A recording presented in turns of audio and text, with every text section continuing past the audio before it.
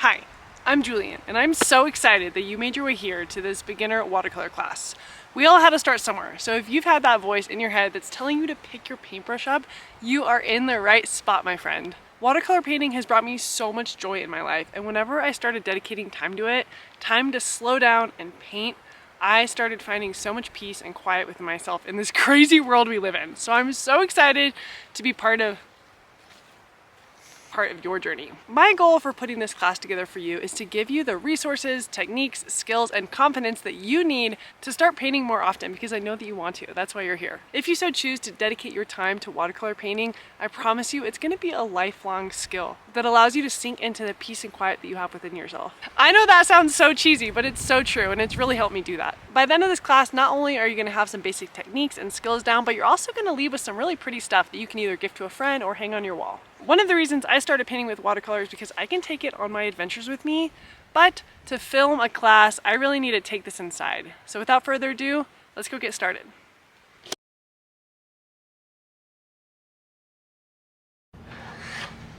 All right, here we are inside, ready to continue on with this watercolor class. The first thing I want to say before we get going is that this class is for people who have their materials and their supplies and are really excited to paint but have no idea where to start and don't have any experience. If you've been painting for a while and know how to paint, you'll probably have some fun here today and you'll probably learn something, but this class probably isn't for you. The second thing that I wanted to cover before we get going is that I'm not going to go into detail about materials and supplies. If you have a lot of questions and want a more thorough deep dive into supplies and materials for watercolor painting, I created the easy peasy watercolor startup guide just for you. It is on my website, it's free, so you can go there and you can download it, and it goes into a lot of detail about paints and brushes and papers and all the different types and pros and cons of each. So if you have more questions, go there. But for now, this is what you're gonna need in this class.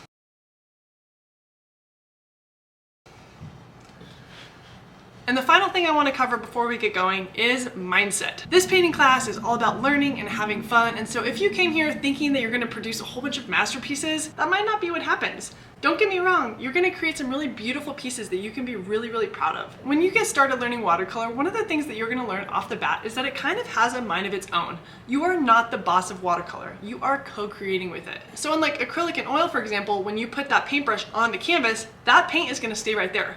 That's not necessarily the case with watercolor. I want you to embrace the expression and the freedom that it offers you and just go with the flow. Painting is all about self-expression and fun. It really is about the process, guys. When you get started with learning a new practice like watercolor painting, we tend to have a lot of negative voices come inside and really sabotage the process.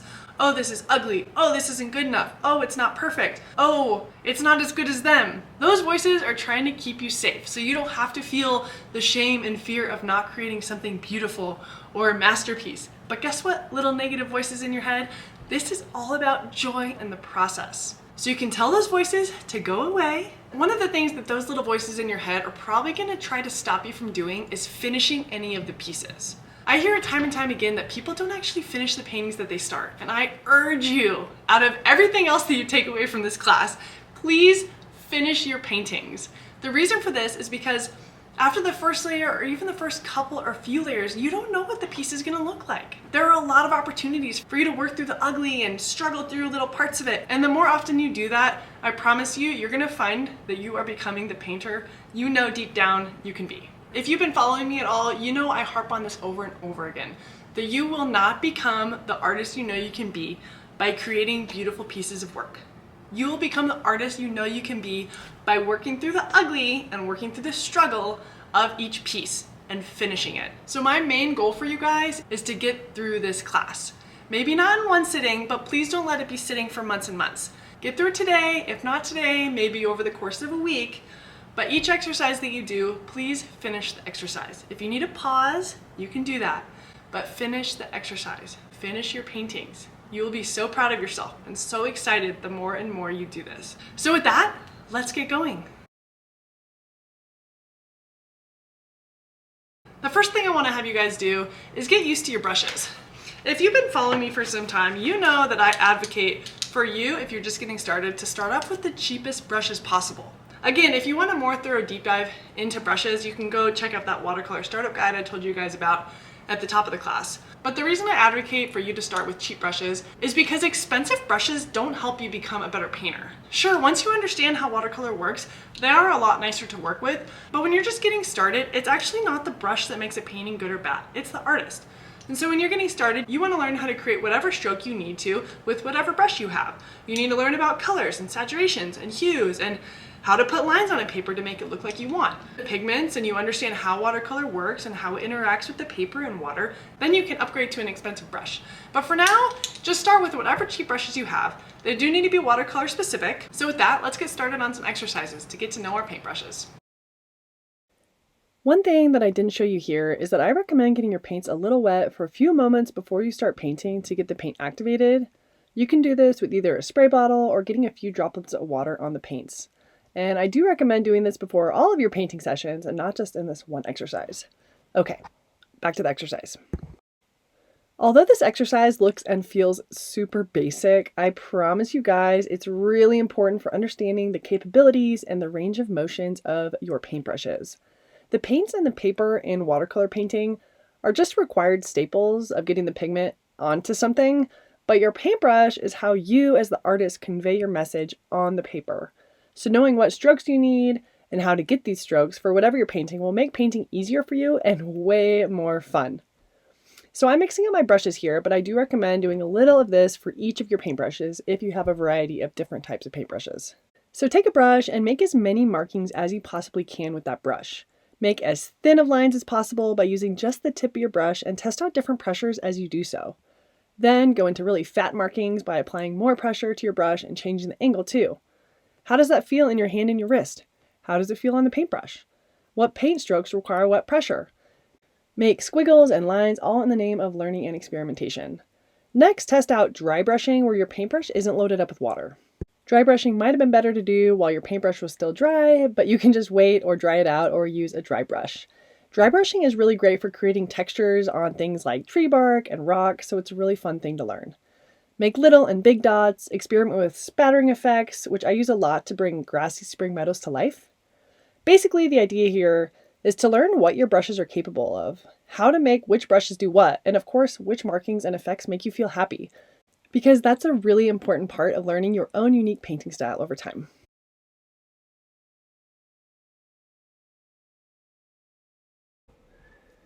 So this next exercise we're going to do is something I do even when I'm lacking inspiration or needing to just do something really, really simple to feel good, to feel joy, and to just have a painting practice if I don't feel like it or don't have the time to paint something really big or magnificent. It's also a really great way to bolster the exercise we just did where we learned about our paintbrushes. I don't usually tape the edges of a painting, but I did it here because I want to show you that even a super simple exercise like this can be its own really pretty and unique piece. After you tape or don't tape your piece, take a straight edge and make a whole bunch of differently spaced sections. And again, like the last exercise, you can do this either with all of your paintbrushes or you can do one of these per paintbrush to really learn your brushes. Then you're going to go in and do what we just did in the last exercise with all of the different markings, except this time it's going to be a lot more intentional and consistent. Fill in each section with literally whatever simple markings come to mind. Lines, circles, little trees, blobs, different shapes, water design, and patterns. One of the many reasons I love this exercise too is because it really connects us with how ancient watercolor is, back when we were in caves and just painting simple reflections of our lives. So let your brain become unlocked here and don't think too much about it and just go with the flow of whatever you're feeling. You can, of course, copy what I do here if you need to, just to get going, but I do highly encourage you just to make whatever comes to mind. The idea here is to try to keep the markings consistent throughout the spaces to learn patience and focused attention and flow, which are a few of the many lessons we learn when we paint.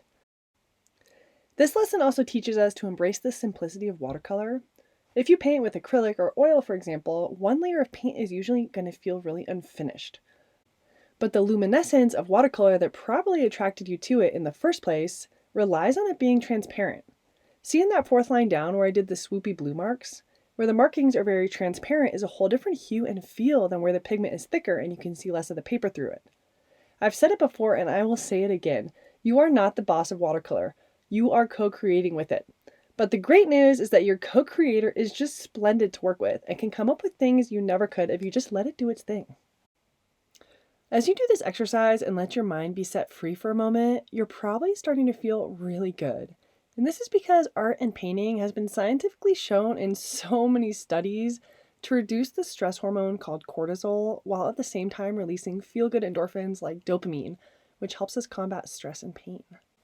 Painting improves the connectivity between memory, self-monitoring, and introspection, and it maximizes our power to focus and betters our problem-solving abilities. When we really spend time to learn how to paint, we are choosing to prioritize our own well-being and trust ourselves, which is a highly rebellious act in this world that profits off of your self-doubt. So now that this exercise is done, I could go in and erase some of those pencil marks if I wanted to, which you can feel free to do, but I kind of like the pencil marks because they give you a behind-the-scenes roadmap of what the artist was thinking. So now that you've finished this exercise, I really encourage you to ask yourself, what was the value of this exercise? What did I learn? And what can I improve for next time?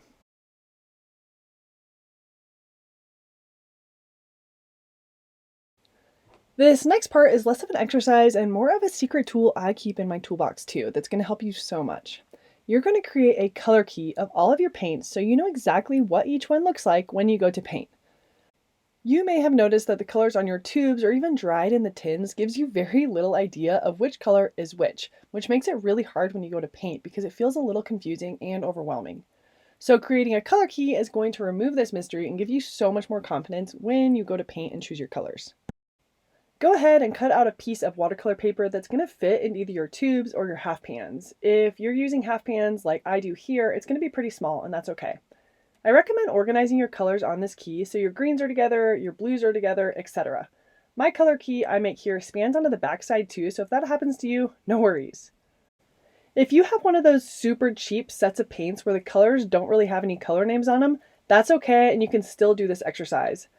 I also started years ago with one of those super cheap paint sets, so no shame there. If this is you, instead of writing out the name of each color though, you're going to want to make your key visually mapped out to the colors in the paint set. So instead of a list form, it may be in a grid form where the top left color in your paint set corresponds to the top left color on your color key, and so forth. Not only does this exercise remove the mystery and overwhelm when you go to paint, but it also helps you memorize the color names over time. Memorizing the names of your colors may seem super far off when you're just getting started, but I promise you that as you keep painting, you'll start remembering these paint color names, which is just going to add confidence and competence to your painting experience. If you have half pans like I do here, I also recommend using permanent marker to write the names of the colors on the side of each one of those half pans. Oftentimes when you buy them, each of those pans comes wrapped in paper with the name of the color on it, so just transcribe that onto the half pans.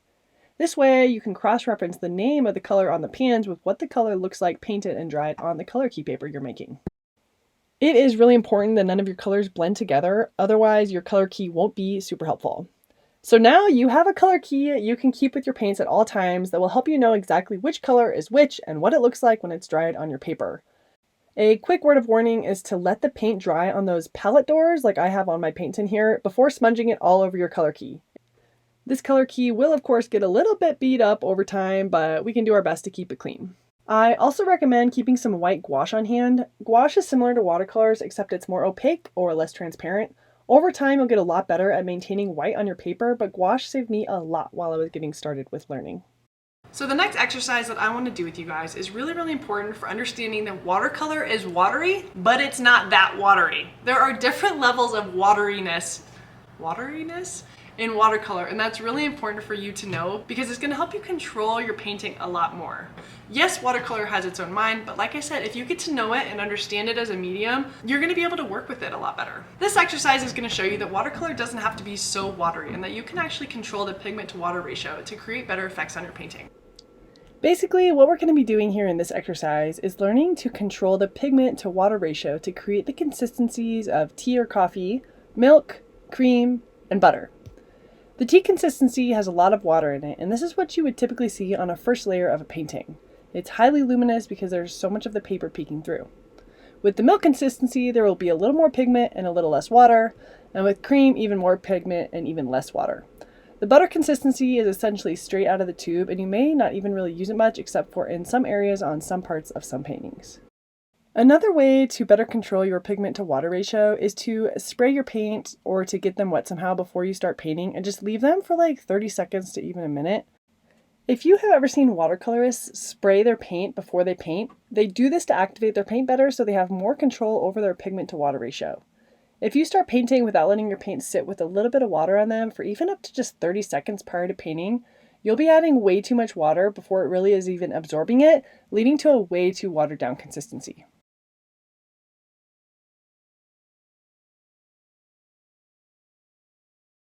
Oh yeah, done with another section. In this section, we're going to talk about layering. And the reason that layering is so important is because watercolor is transparent. Because watercolor is a transparent medium, each one of those layers has to be built up and interact with the previous layer in order to create depth and color interactions and interest in your painting. I think you guys are really going to like the exercise in this section. So with that, let's go. I'm going to speed this exercise up and let you pause it and do it on your own time because as you'll see, it's very repetitive. That being said though, please do pause it and do it on your own time because I think this exercise has a lot of value even if it is really basic. Split a bigger piece of paper into two or just use two smaller ones, but I do recommend doing them side by side. On one of your papers, you're going to paint a whole bunch of circles, and on the other side, you're going to paint a whole bunch of lines. The point is to use all of your colors and to see how they interact with all of your other colors. I would vary between letting some of your circles and lines dry or remain wet between painting on them to see all the different colors you can achieve. You'll see that having paint mix while wet produces a different color and effect than having two paint colors overlap. One thing I really want you to take away from this exercise is the almost infinite amount of colors you can achieve from just the colors you have. Look at how you can warm up a cool color by painting a burnt sienna over a blue, for example, or cooling down a warm color by doing the opposite. This is also a great exercise to do when you don't have any inspiration to paint, you just want to do something simple. And I've discovered a lot of my favorite colors this way, and as you'll find, it's just a really soothing exercise. Although I don't do it here, you could write out the names of the colors next to the circles, and you could just keep this finished exercise around as a refresher when you want to remember all of the colors that you have at your fingertips. Look at all of these beautiful colors you just made. Also, look at how the layers push and pull one another forward and backwards. You can see how overlapping dried layers still allows both of the individual colors to show up while also creating their own depth together as a pair. Whereas when paints blend together when they're still wet, they very much create one unified hue. So you just want to keep this in mind that you don't always have to mix your colors on the palette before you apply them to paper. You could also get creative with how you mix colors on the painting while they're either wet or dry.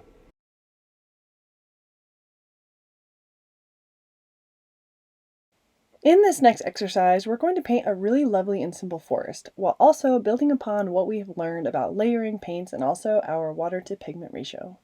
Make an outline for your piece, which I ended up taping for some reason, and I didn't do it here, but if I were you, I would do a light wash over the entire piece first, with either a really light green or a light yellow, and let that wash dry all the way before starting in with any of the trees. You can play with different colors if you want, but here I created depth in my forest by building up layers from light yellow to dark green. You may want to experiment with different paintbrushes for this, or you could just use one paintbrush for the whole thing. That's up to you. Now, if painting a tree sounds scary to you, trust me when I say I have been there. But at this point, I've probably painted thousands of trees, and I can say honestly that they're some of the most enjoyable things to paint. And this is because no two trees are the same, and trees get really wacky and wonky out in nature, and they are still beautiful. These two facts make them so much fun to paint. Like, you literally can't paint a tree wrong. How cool is that? So get a light color on your paintbrush and make a tall trunk. Look, my first tree even has a split trunk. Now, take the tip of your paintbrush and start all the way at the top and just work your way down, making wider strokes as you go down. Feel free to skip some space as trees have missing branches. Take your branches all the way to the ground, or don't. Add in some dead and fallen branches if that's what your heart calls you to do. Here I am basically alternating between adding green to yellow or yellow to green. Let this first layer of trees really overlap with itself because as you come forward, you won't really see these individual trees very much anyway, and they will just add nice depth to your forest. Now I'm not letting any of these first layer of trees dry before painting the next tree, and I'm just allowing them to blend together. Once your first layer of trees has dried completely, you're going to repeat this process with more layers of trees. Each successive layer is going to have more pigment and be darker and more saturated than the first layer. Of course your yellow isn't going to show up much if you paint it over your dark greens, so eventually I just drop the yellow and keep darkening up my greens with either its complementary, which is orange, or I'm adding in some browns or black. Go ahead and paint in a forest floor so your trees aren't just floating in space. Each tree that you paint, you can let it blend into the forest floor. And while your forest floor is still wet, you can take your paintbrush and use the wet paint to make some grass or smaller shrubs in there. This exercise is such a perfect way to capture the paint consistencies we learned of tea, milk, cream, or butter. By making your first layers really, really light, they recede into the background. But as you come forward with your layers and use less and less water, all of the layers are interacting with each other to build up depth. Your last few trees are going to be really thick with pigment, so you can barely see through them. Do you see how we're building up depth and visual interest with all of these little details? And do you see how difficult it would be to do much wrong here? Forests are such perfect and beautiful messes.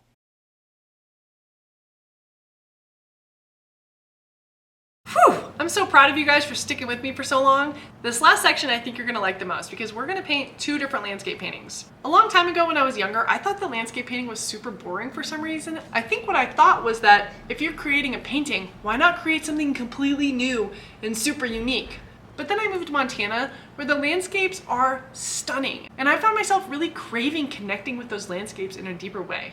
When I actually started sitting down to paint the landscapes, I found that I was starting to engage and interact with those landscapes in a way that I actually couldn't by hiking and moving through it. By sitting down and painting a landscape, either plein air or in the studio, you are really absorbing the landscape. You are seeing what the light is doing, where the colors are, how things are changing in the distance, what the sun is doing, how the sky looks with clouds and without clouds. The list goes on. When I started painting landscapes too, one of the things I really realized is how incredibly soothing to my eyes and my body and my soul it was to connect with these beautiful landscapes. So I'm probably preaching to the choir here because if you follow me, you probably already want to paint landscapes, but I just wanted to give you that backstory and what I kind of discovered on the way. I took this photo close to my home and I thought it was a good one to paint in this class because I really want to show you that even a photo that doesn't have much of a wow factor can still be really fun to paint. Feel free to tape the edges if you want. I usually just pencil in a little frame around my painting and call it good, so that's what I did here too. Next, I do a super rough sketch of the landscape with light pencil marks. I never worry about the pencil marks peeking through my painting, and I actually really like how they show a little of the artist's thought process even in the finished piece. To sketch in your landscape, you're going to want to crop it to the page how you best see fit, and then be careful with your line work to essentially flatten 3D space into 2D line work, which is exactly what a photo does. Sketching out your pieces is super helpful so you know where what goes, where color breaks and changes, where contrast and shadows are, and of course to make sure your composition is correct. I usually use the rule of thirds for creating my composition, but in this case the sky and the ground are evenly interesting, and that tree line is a nice little diagonal, so I'm just going to make the mountains pretty much right in the center.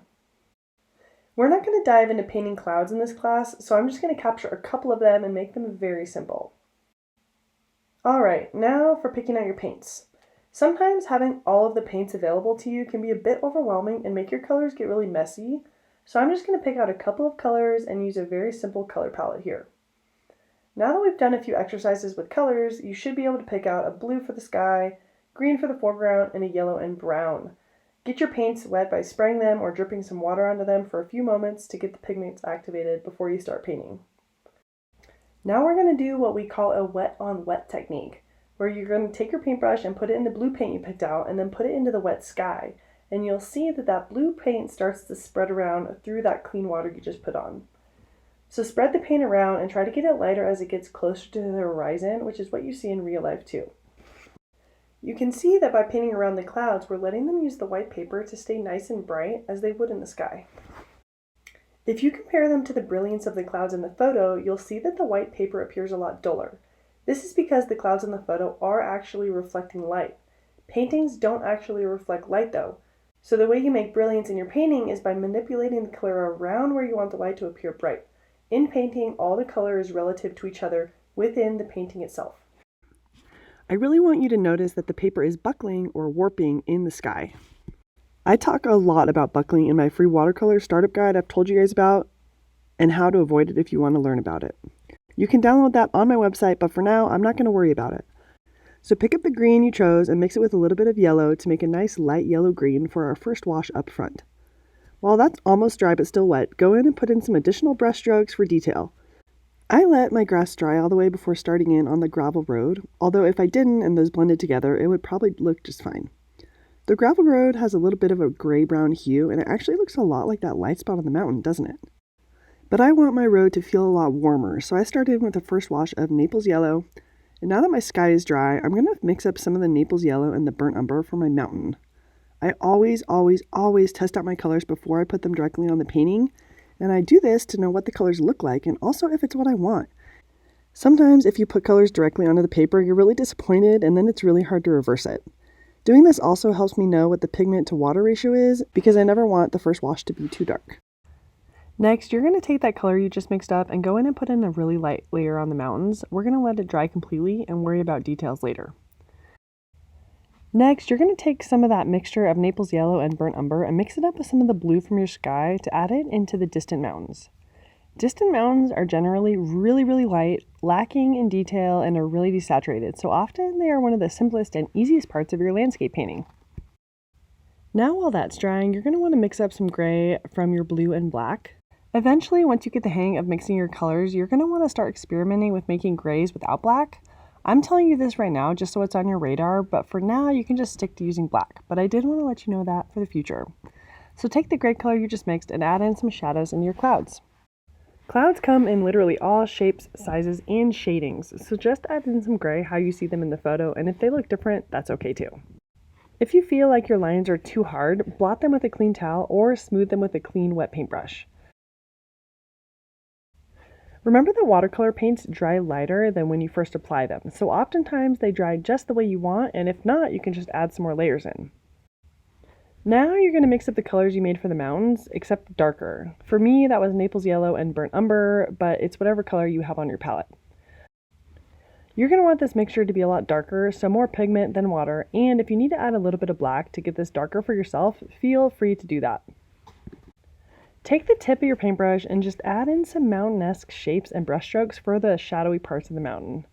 I've painted so many mountains that by now I just go really freestyle with the shadowy parts of my mountain, and I see now that I reversed that light spot on the mountain and made it dark instead, but for the overall picture, it really doesn't matter.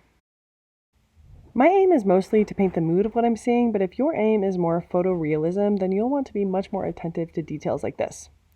So I continue on and add a few more darker details onto those first couple of layers after I let them dry, and then I go in with some faint trees up the side of the mountains. For the color of the trees, I just take the mountain color I just mixed and then I add a little bit of green into it. I do these little trees with this super tiny little brush, and you can tell that I don't even see each and every one of these trees, I just add them in generally where I see them in the picture. The idea here is to paint as much as you need for it to be interesting. Can you see how just these few layers of a few details are all you really need to make this mountain interesting enough? The general shading looks quite different from the photo, and I'm okay with that, and I really like how it's turning out. Now I'm going to start filling in that space where the row of trees is going to go. So I mix up a cobalt green with some burnt umber, and I go in with a light first layer. While it's still wet, I add in some darker of the same mixture and I just let it blend in for some more depth and texture. While I have my brush wet with this color, I add some to the foreground as well. And can you see how we're building up texture in the foreground just by reusing some paint from the trees?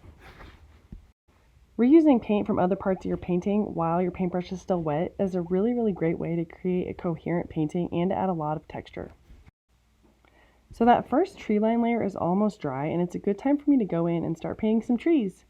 So take a nice dark green color on a really small paintbrush or the tip of whatever paintbrush you have, and start at the very top, and as you paint down the tree, apply more pressure with your paintbrush to make fatter and wider marks. Just keep repeating this and make sure you vary your trees. You don't want them to be in a straight row or the same height or size, and make sure to darken them up too. Remember, if you go out in nature, trees come in all sorts of different shapes and sizes. Some are broken, some are crooked, some are fallen over, some are really wonky, so you really can't make any wrong trees. So just have fun with this. The last thing we're going to do on this quick little painting is to add some texture into the road and add some more grass. So mix back up those gravel road colors you did previously and just add in some quick brush strokes for the marks in the gravel. Make sure your details are darker and more pronounced in the foreground, and this will help the road recede.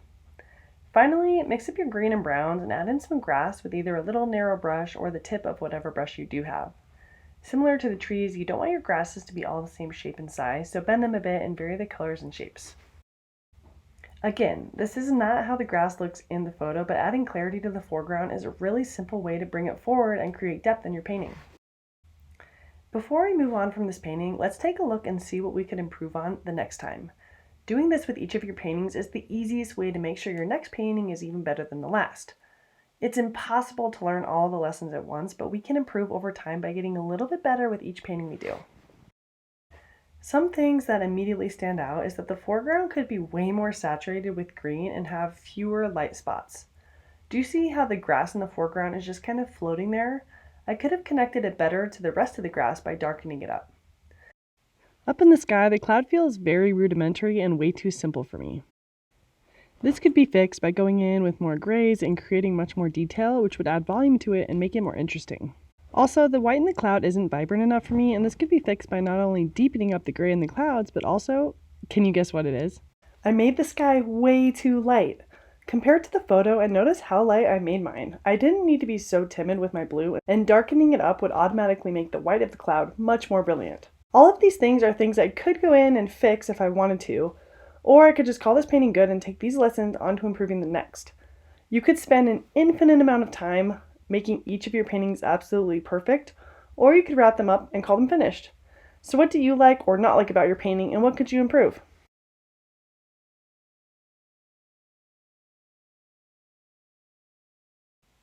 Now for our second landscape painting. I am so proud of you guys for sticking with me for so long. I really hope that you feel like you have learned so much. As always, we're going to create a little frame around the piece or tape it if you'd like. If you look at the photo, you'll see that the sky is actually quite cloudy above the mountains. I'm choosing not to paint all of the clouds, but rather I want to show you how if you use the extra light sky we accidentally used in the last painting, it gives a similar effect as a very overcast sky. Again, we're just doing a really rough sketch to get an idea of where everything is going to be in the painting. So pick out a blue for your sky and get the sky going. I'm doing a wet on wet technique where I get the whole sky wet first and then go in with the blue paint. I generally start with the sky first because it's often the most straightforward and it fills in the most space, which gives us a nice confidence boost right off the bat. Now while the sky is drying, I'm going to go in and get some placeholders in for those lupin wildflowers up front. So I'm going to take the blue that I used in the sky and mix it with a cool red for the lupins.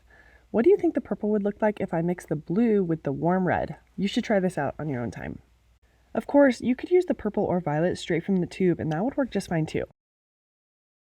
Now I want all these flowers to look a little bit different, so I'm going to vary the color by mixing the purple with a little bit more red and a little bit more blue throughout the whole wildflower arrangement here up front.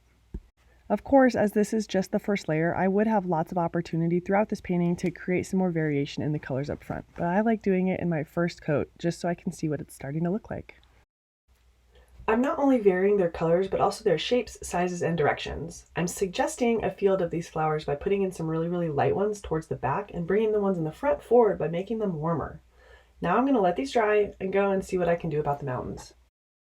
Mix up the blue from your sky, maybe with a little bit of the purple from the flowers to bring some of that purple mixture up to the mountains as well. And then you're going to desaturate it by adding either brown or black. Desaturation means that you're reducing the vibrancy of the color, by the way. It's one of the rules of perspective that things become less saturated as they move into the distance. Take this desaturated blue on the tip of your paintbrush and loosely paint in some strokes to represent the shaded and rocky parts of your mountain. The direction of light in this picture is uncertain, so I'm deciding I want it to come from the right side, and so I want the left side of the mountains to be a little bit darker. Painting snow in mountains is pretty much a negative painting technique where you paint around the snow to make the snow. So that's just the white of the paper, and look how it shines. Remember that distant mountains need to be painted really loosely. You do not see a lot of detail, and everything is really faint, so just some loose strokes really are effective and all you need. Now that the flowers have dried up front, I'm going to start in on the meadow around them by mixing up some olive green with some yellow. I'm going to do a really light layer around the lupin, suggesting a direction of sunlight by leaving white space on the right side of the flowers. I simply painted over the lupin in the back to help push them into the distance. I know a lot of people struggle to paint meadows, and especially meadows in bloom, because there is so much going on, but I hope to show you here that by embracing the wildness with your paints, it's actually super fun and pretty darn easy. Once we get this meadow filled in, we're going to start letting it dry, and then we're going to go and start working on those pine trees. Mix up a nice dark green paint for your pine trees, and start creating those trees on the edge of your meadow, how we did in the last tutorial. Start with the tip of your brush at the top of the tree, making wider brush strokes as you move down the tree. Lighten that up by adding some more water to it and painting the tree line in the distance too. Remember that this is just the first layer, so once it dries, you're going to have a lot of opportunity to amend it and enhance it with the multiple glazes you're going to do after that. I know when you're getting started with painting watercolor, you can feel really discouraged with your first couple of layers because it just looks so thin and blah, but you have to remember that watercolor requires layering, so you're just getting started here. Once you're done with this closest grouping of trees, you're going to want to lighten up that green by adding in some water, and then you're going to go in and fill in that distant tree line on the other side of the meadow. If you look at the picture, you'll see that there's another row of vegetation and aspen between the forest and the meadow. So I'm going to start hinting at that by filling that white section in with brighter green and letting it all blend together if it wants. While I have that brighter green, I'm just going to bring it down into that foreground in the meadow. I love reusing wet paint from other parts of my painting in the foreground meadows because it really builds them up, creates detail and depth, and it's just an easy way to build it up over time. You see how the watercolor decided it wanted to blend together in this one spot because it wasn't all the way dry? I'm totally fine with that, and it's just part of the magic of the painting. After those front pine trees have started to dry, I'm going to go in and paint some more layers on them to darken them up. You can see how they're some of the darkest spots of the picture, so keep layering and using less water in your pigments as you go. Once again, I'm going to reuse this wet paint that I'm using for the pine trees and bring it into some of the shadowy parts of the meadow. I know it can be really scary to add high contrast to lighter parts of your painting like I'm doing with this dark green, but I promise you it's critical for the success of your painting, so you need to move through that fear and just add the contrast. I'm going to keep reusing this green color until I really filled in the saturation and contrast throughout the painting that I want. Use that darker green to create some grassy effects up front and to create another layer on that distant forest. Yellow is a really warm color, so I want to add it to the foreground of my painting, not only to interact really well with the purple, which is its complementary color, but also to help bring the front of the picture forward. And making sure I have a clean brush with no green in it, I'm going to add in some yellow into those white spots on the right side of the lupin to suggest sunlight. I also added in some dark purple on the left side of the lupin to create a little bit more form for them. Don't go too heavy-handed with this. I'm literally just putting a little bit of darker purple on the left side of each one of the lupins. And add some more color variation. I'm going to go in and add some more vivid green to the forest in the background to suggest sunlight hitting it on the trees over there. Now you can see with just a few layers, I created a vibrant forest on that distant side of the meadow. Obviously, that first layer created a nice coat for it, but you can see that I can barely even see that layer anymore, and it really just depended on me building it up with a few more details and layers. Now for the finale, I'm just going to make this meadow super messy because nature is a big, beautiful mess, you guys. I add in some more greens and more purples, I do grassy brush strokes, and I do more purple dots for smaller flowers in the distance. Just try to keep clear of your flowers and don't let the flowers blend into the meadow too much. All right, I'm going to call this piece done. Now looking at it, what did you learn? What would you do differently next time? Also, can you ask yourself which parts brought you the most joy and which parts were the most challenging and why? I really love this little painting, especially compared to the last painting. When you start to paint more and more, you'll see that the paintings you don't feel super great about are as important as the ones you love because you can still learn so much from them. In fact, there's more learning in the paintings that you don't like. There is value in finishing a painting even if you see all of its flaws. If you want to come back to it, of course you can, but never let a mediocre painting keep you from moving on and painting more. Well, you guys made it all the way through the class. I am so freaking proud of you. I hope that you feel so much more confident in your painting skills. But before I let you go, I want to go over some tips to maintain an art practice. One of the reasons that you're probably here is because you know that watercolor and painting has such good and beneficial effects for our body and mind. Well, the only way that you can keep those effects going is if you keep doing the practice. So one of the excuses I hear the most about why people can't maintain a practice is that they don't have enough time. And believe me, if there's anybody in the world that understands not having enough time, it's me. I totally get it. However, I do know that we all have the same amount of time in our life, and I do believe that it's really all about prioritizing the most important things. I think, and I think you do too, that one of the most important things in our lives is joy and peace and serenity and calm and peacefulness within ourselves. I don't think this could be more true than in this crazy world we live in. And so it's so important for you to take the time for yourself to be able to sit down and have you time, self-expression time. So if you find it really hard to maintain a practice, I suggest even 5 minutes a day. You can set your alarm clock 5 minutes earlier every day and have those 5 minutes. I know you can. Even if you're not creating a full piece or a full landscape every single day, you can pick your paintbrush up, dip it in paint, and put it on paper. And that's better than nothing. And that'll keep you inspired and motivated over time to keep maintaining and building your art practice. So if you find yourself not having time because you think that the time you need is a lot because you want to create something big and beautiful, I wouldn't worry about that so much. I would just start with something really simple and small. And if you find yourself lacking inspiration for what to paint, go back to some of the exercises that we did in this class and just do them over again. I have to be honest that the exercises that I showed you guys in this class are things that I do for myself, by myself all the time, if I don't have that much time or if I'm just lacking inspiration for something to paint. Another tip that I have for you for maintaining an art practice is bringing your stuff with you everywhere. I know for some people that might sound a little over the top, but one of the beautiful things about watercolor is that it is so compact. It fits in my purse, it fits in my backpack, it definitely fits in my car. And something that I'm finding in my own life is that sometimes it's actually harder to find 5 minutes at home than it is anywhere else. In the morning, you have to get your kids ready, you have to get yourself ready, you have to rush off to work, maybe you have to beat traffic. And in the evening, you have to get your kids ready, you have to feed everyone dinner, you have to clean up, you have to do laundry, maybe you have homework to do. So time at home often feels really crunched. But if you're out, maybe you're waiting in your car for 5 minutes. Maybe you're in a waiting room. Maybe between classes you have 15 minutes to go and paint the tree that's on the campus. I think you get what I'm saying. I'll tell you guys that it feels so good to be the person painting instead of the person that's just diddling on their phone. And I think one of the reasons you're here is because you want to slow down and you need something other than scrolling to do that. So try it out. Take your painting material with you everywhere and see how much more time you can actually fit into paint. I think you'll be surprised. Another maybe surprising tip I really want to give you guys is a way to practice painting when you're not actually painting. Whenever you go out in the world, ask yourself, how would I paint that? I think you'll find that not only will this help you become a better painter, but it also is such a more beautiful way to look at the world. So if you're driving in the car, you can look out at the scenery and ask yourself, how would I paint that? Or if you're on a walk somewhere, or maybe you're sitting somewhere and that day you don't actually have your paints with you, look out at the scenery around you and ask yourself, how would I paint that? This is such a fun way to be in the world, and I think you guys are gonna find the same thing. And the last thought I wanna leave you guys with. If you are anything like me, the chances are that you have a ton of hobbies and you wanna pursue them all. If you don't feel like excelling in any of them, then it makes sense to pursue them all.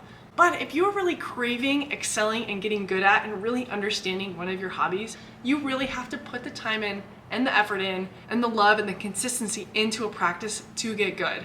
There are so many reasons why I chose watercolor as the hobby that I pursue the most. Whatever that is for you, I want to encourage you to pursue it, to jump in that rabbit hole and see how far it goes, see how much you can learn, see how far you can take it. If you think that thing for you might be watercolor, then I'm so incredibly honored to be here as a starting point for your journey and to grow with you in this super exciting medium. Watercolor painting is a lifelong skill that I think you will find so incredibly joyful. One of the reasons I decided to start teaching watercolor is because of something I heard. And that thing is that when you teach somebody, you're probably not just teaching that one person, but you actually don't know how many people you're teaching. Because by me teaching you, you might go on and teach other people. So if there's anyone you know, any friends or family that you think might benefit from this class, then please send them my way. I would love to paint with them too. And with that, thank you so much for spending your precious time with me. I cannot wait to paint with you and to see what you create.